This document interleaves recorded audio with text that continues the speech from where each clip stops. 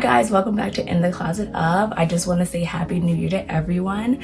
And this video, our first video of 2024, we are going to do a play on words, new year, new me.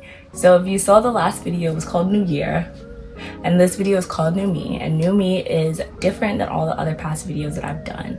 So this video, which is probably going to be the shortest video I ever created, I'm really trying to work on that. That is my New Year's resolution. I really want to be talking about a style journey, and currently I am redoing my whole wardrobe. And I basically thought it would be fun if I just document it and give you guys some tips on what helped me redo this whole thing, because I don't know about you, but I always feel like it's really hard determining what your style is and then just catering specifically to it.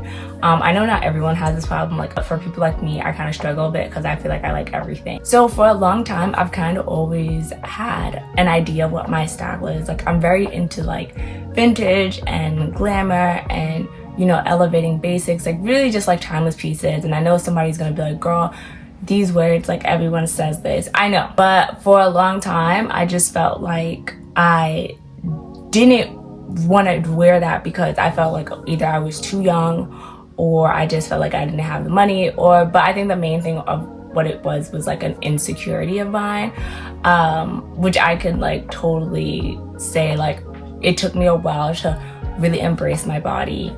But I think now that I'm literally almost 30, I think I'm kind of more streamlined into what I want.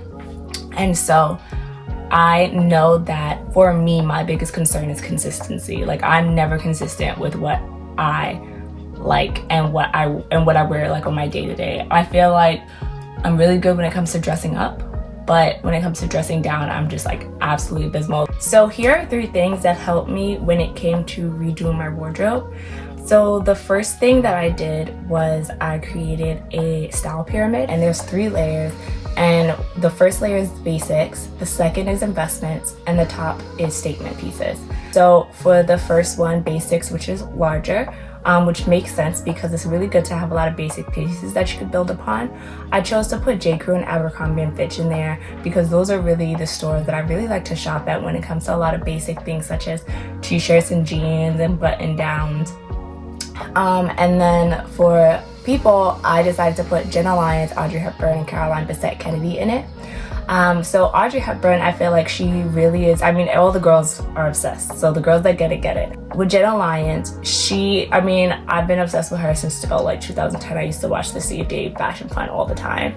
But I think, and if you watch Real Housewives of New York, you know what I'm talking about. She does a really good job of having elevating basic pieces. Once again, it might just be, it's a basic bomber jacket, but it's a Tom Brown. And then Caroline Bessette Kennedy, I think she does a really good job of simple things. Me personally, I'm a jewelry girl. I love to accessorize, and she was not fond of it. But a lot of, basic black and white pieces, or just things that are just, they're just really good for me, basic, and she wore it every day, the minimalistic style. That's not for me per se for all my whole thing, even going out, but when it comes to everyday thing, I think it was something that I could really incorporate. My second part is investments, and here for stores, I chose Saks Fifth Avenue and Bloomingdale's. They had a really good selection of, elevated basics, but more importantly, investment pieces that it was just if I spend a little bit more money, I can have this, but I could also wear this a lot. For people, I have Ralph Lauren, who I literally love. If it's not Ralph, I don't want it. Now that I gotten older and have appreciated fashion more and just have understood fashion and collections and his various collections, I feel like he does a really good job. When you're a Ralph girl, Ralph can take you anywhere. Do you want to be sporty? He has that.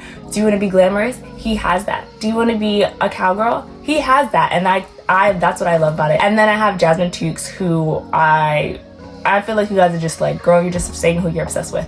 I'm obsessed with Jasmine Tookes. She has it.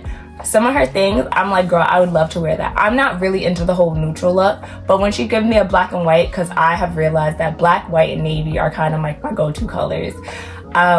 She is on the money. Her style is amazing. I have always liked her style, like even from before this, like when she was rocking the denim chokers, when she had the leather pants, like she just has always been my girl. And so it makes sense that she's on this list. Like I feel like, as terrible as it sounds, like wherever she goes I follow.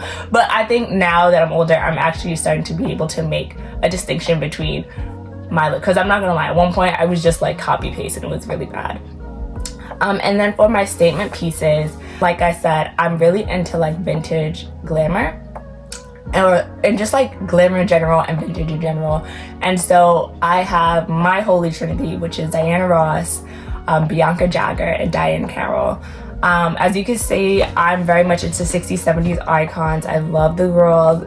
They just know how to turn it out and just be like an individual and just serve all the time. And that is kind of like what I want. So when I think of them, I think they're like quintessential big statement pieces. Like there's just something that makes them unique, and I try to keep that in mind as I created my wardrobes. And now I think these two can be done in different orders, but this is just the order that I went in.